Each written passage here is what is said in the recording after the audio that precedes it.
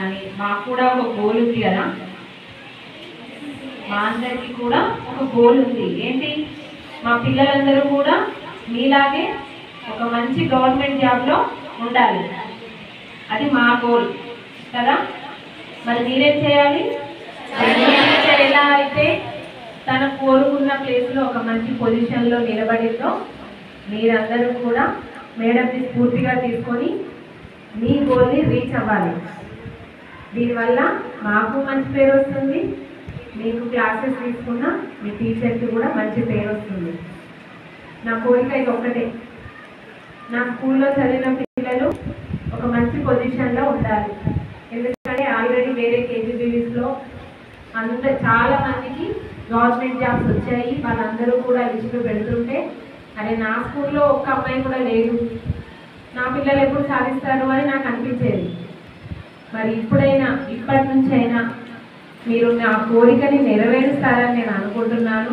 మీ టీచర్స్ని పూర్తిగా తీసుకోండి, ఒక గోల్ని రీచ్ అవ్వండి. ఇప్పటి నుంచే మొదలు పెట్టండి, మీరు ఖచ్చితంగా సాధిస్తారు. మీ పేరుని మేము కూడా చెప్పుకునేలాగా మీరు చెయ్యాలి. ఓకేనా? నా కోరికని మీరు నెరవేరుస్తారని నేను అనుకుంటున్నాను.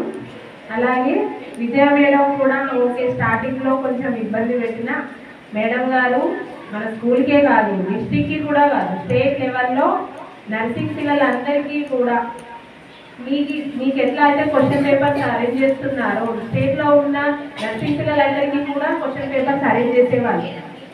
చాలా కష్టపడ్డారు.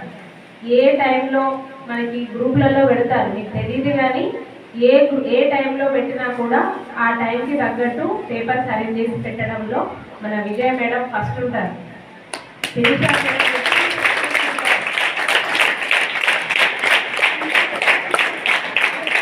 మన స్కూల్కే కాదు మన స్టేట్కి కూడా మేడం సేవలు అందించారు. కాబట్టి అలా కొన్నిసార్లు నేను కూడా ఏమి అనేదాన్ని కాదు, కానీ మేడం గారు చేసిన కృషికి మంచి ఫలితమే వచ్చింది. తను కోరుకున్న ఏదైతే పని వచ్చిందో అలాగే ఆ పనిలో కూడా అంచెలంచెలుగా ఎదగాలి, మంచి పేరు సంపాదించాలని నేను కోరుకుంటున్నాను. Thank you so much.